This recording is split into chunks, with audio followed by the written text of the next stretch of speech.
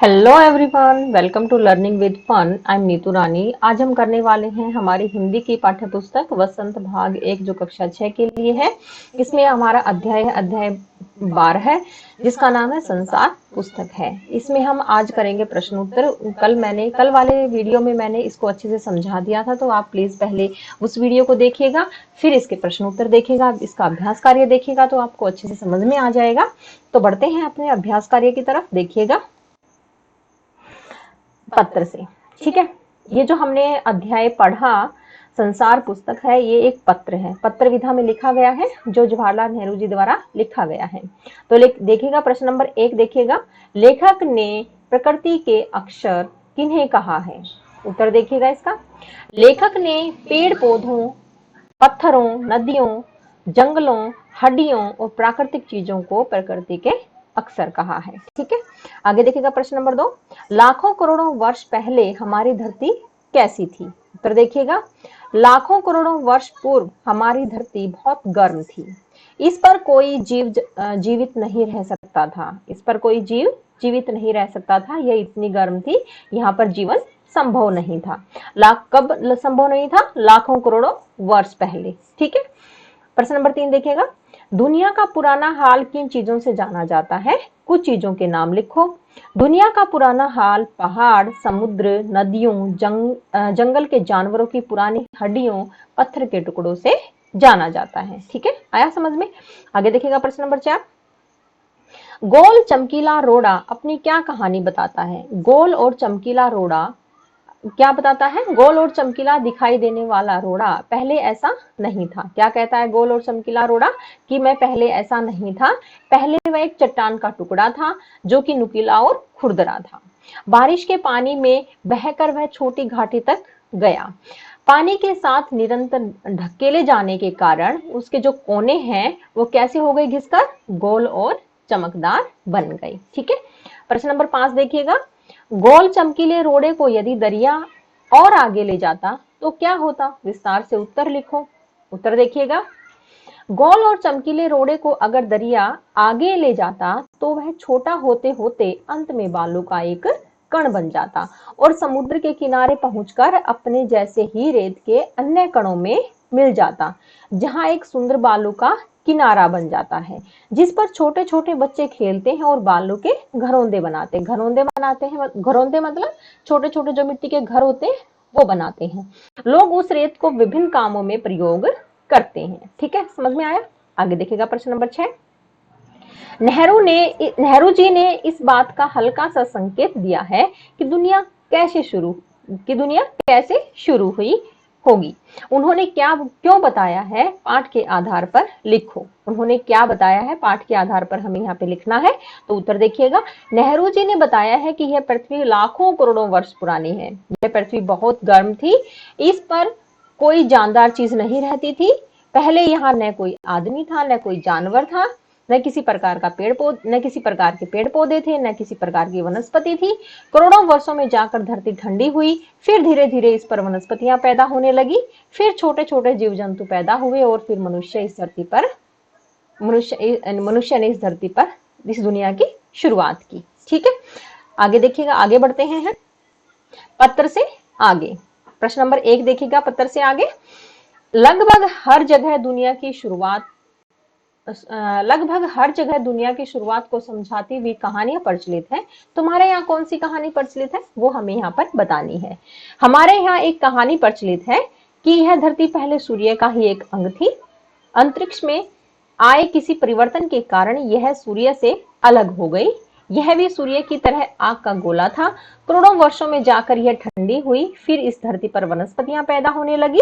इसके बाद ही जानवर और इंसान अस्तित्व में आए।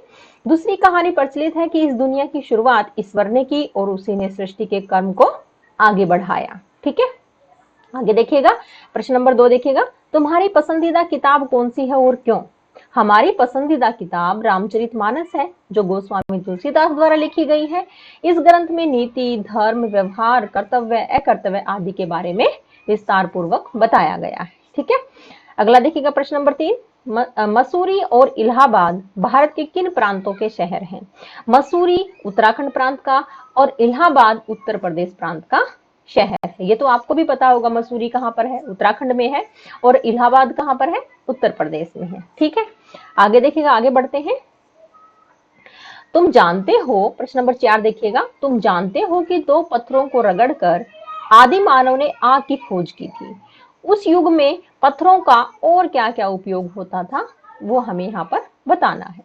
उत्तर देखिएगा, आदि मानव पत्थरों का इस्तेमाल आग जलाने के अलावा मकान बनाने, हथियार व औजार के रूप में एवं जानवरों का शिकार करने के लिए करते थे।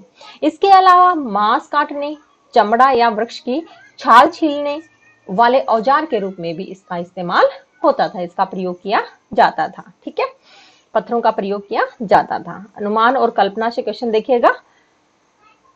हर चीज के निर्माण की एक कहानी होती है, जैसे मकान के निर्माण की कहानी, कुर्सी, गद्दे, रजाई के निर्माण की कहानी हो सकती है। इसी प्रकार वायुयान, साइकिल अथवा अन्य किसी यंत्र के निर्माण की कहानी भी होती है। कल्पना करो यदि रसगुल्ला अपने निर्माण की कहानी सुनाने लगे कि पहले दूध था, पहले वह क्या था, दूध था, उसे दूध से छेना बनाया गया, उसे गोल आकार दिया गया, चीनी की चाशनी में डालकर पकाया गया, फिर क्या था, फिर उसका नाम, नया नाम पड़ा, क्या नाम पड़ा, रसगुल्ला। ठीक है, तुम भी किसी चीज के निर्माण की कहानी लिख सकते हो, और इसके लिए तुम्हें अनुमान और कल्पना के साथ उस चीज के बारे में कुछ जानकारी एकत्रित करनी होगी। आप किसी भी प्रकार की, कोई भी मतलब किसी की भी कहानी लिख सकते हो, जैसे कि आपने दूध की कहानी लिख दी। ठीक है, आपने जो पेज होते हैं, जो कागज होता है, उसकी कहानी लिख दी। मतलब इस प्रकार की कोई कहानी आपको लिखनी है, और उसके लिए आपको जानकारी इकट्ठी करनी पड़ेगी, तभी ये कहानी आपको लिखनी होगी। ठीक है, आगे देखिएगा, रोटी की कहानी। हम रोटी की कहानी बनाते हैं कि रोटी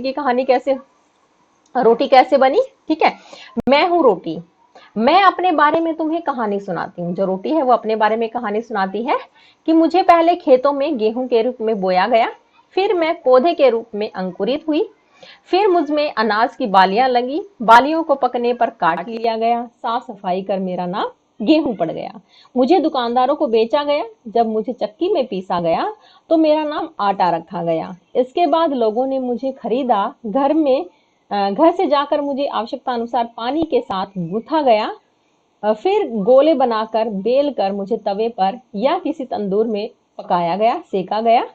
उसके बाद मैं फूल कर कुप्पा हो गई, फिर यहाँ मेरा नाम रोटी पड़ गया। फूल कर कुप्पा हो गई मतलब वो गोल गोल हो जाती है ना, फूल कर, उसको बोल रहे हैं यहाँ पे, फूल कर कुप्पा हो गई, और फिर मेरा नाम रोटी पड़ गया। ठीक है, भाषा की बात देखते हैं। प्रश्न नंबर 1 देखिएगा, इस बीच वह दरिया में लुढ़कता रहा। नीचे लिखी क्रियाएं पढ़ो, क्या इनमें और लुढ़कना में तुम्हें कोई समानता नजर आती है। लुढ़कना अपने आप लुढ़कना। ठीक है, एक ढकेलना है, एक गिरना है, और तीसरी क्या है, खिसकना। इनमें अंतर जानेंगे।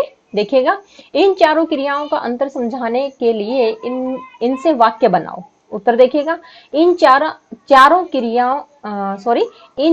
क्रिया शब्दों के अर्थ में बहुत अंतर है। जो क्रिया शब्द है इनमें बहुत अंतर है। जैसे कि देखिएगा, लुढ़कना क्या होता है, दवा की शीशी अलमारी से लुढ़क गई, मतलब अलमारी से लुढ़क गई, थोड़ा सा ऐसे धक्का लगा होगा, वो अलमारी से लुढ़क गई। ठीक है, ढकेलना, राघव ने मोहन को सीढ़ियों से ढकेल दिया। ठीक है, गिरना, किताब टेबल से नीचे गिर गई। अगला देखिएगा, अगला क्या है, खिसकना, माधव ने खिसक कर मुझे बैठने की जगह दी। आपको समझ में आया ये, इनमें क्या अंतर है, ढकेलना में, गिरना में, खिसकना में, लुढ़कना में, बस यही थोड़ा सा मामूली सा अंतर है।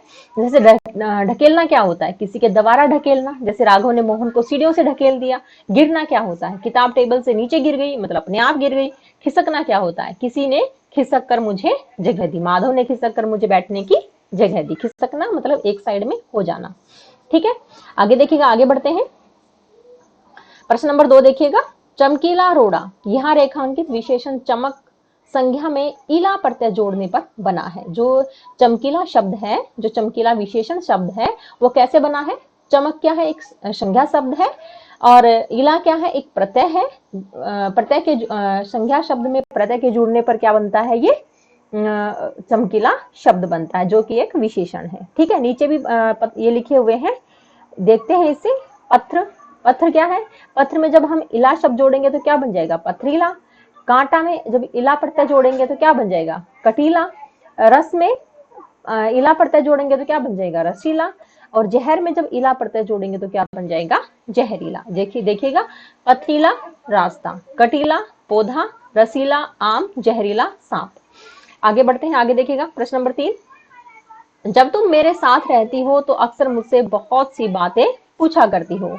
यह वाक्य दो वाक्यों को मिलाकर बना है। इन दोनों वाक्यों को जोड़ने का काम जब तो तब कर रहे हैं, इसलिए इन्हें योजक कहते हैं। योजक के रूप में कभी कोई बदलाव नहीं आता, इसीलिए ये अव्यय का एक प्रकार होते हैं। योजक जो होते हैं वो अव्यय का एक प्रकार होते हैं। अव्यय क्या होते हैं? जिनमें लिंग, पुल्लिंग, एकवचन, बहुवचन आदि के माध्यम से किसी प्रकार का कोई बदलाव नहीं होता, उन्हें क्या कहते हैं? उन्हें अव्यय कहते हैं। और योजक अव्यय का ही एक पार्ट है, एक भाग है। ठीक है। नीचे वाक्यों को जोड़ने वाले कुछ और अव्यय दिए गए हैं, उन्हें रिक्त स्थानों में लिखो। इन शब्दों से तुम भी एक एक वाक्य बनाओ। ठीक है। जैसे कि बल्कि, इसलिए, परंतु, कि, यदि, तो, न कि, या ताकि। ठीक है। ये शब्द दिए गए हैं, इनसे हमें वाक्य बनाने हैं। तो आगे बढ़ते हैं, देखिएगा। हम इसको नहीं पढ़ रहे हैं, हम उत्तर को पढ़ेंगे सीधा। उत्तर देखिएगा, इसका आंसर देखिएगा। कृष्णन फिल्म देखना चाहता है, मैं मेले में जाना चाहती हूँ। इसमें क्या आया? कौन सा योजक आया? इसमें परंतु योजक आया। ठीक है। इसमें क्या आया? परंतु योजक आया। तो परंतु योजक से दो वाक्य आपस में जुड़ गए। ठीक है। दूसरा देखिएगा। मुनिया ने सपना देखा, वह चंद्रमा पर बैठी।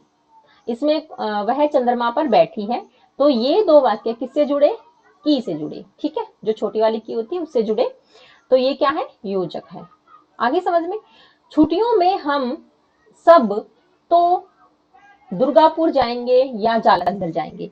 मतलब यहाँ पर या तो और या दो योजक जुड़े हुए हैं। ठीक है। छुट्टियों में हम सब या तो दुर्गापुर जाएंगे या जालंधर जाएंगे। ठीक है। अगला देखिएगा प्रश्न नंबर, ये इसका भाग नंबर 4। सब्जी कटवा कर रखना, घर आते ही मैं खाना बना लूंगी। सब्जी कटवा कर रखना ताकि घर आते ही मैं खाना बना लूं। ठीक है।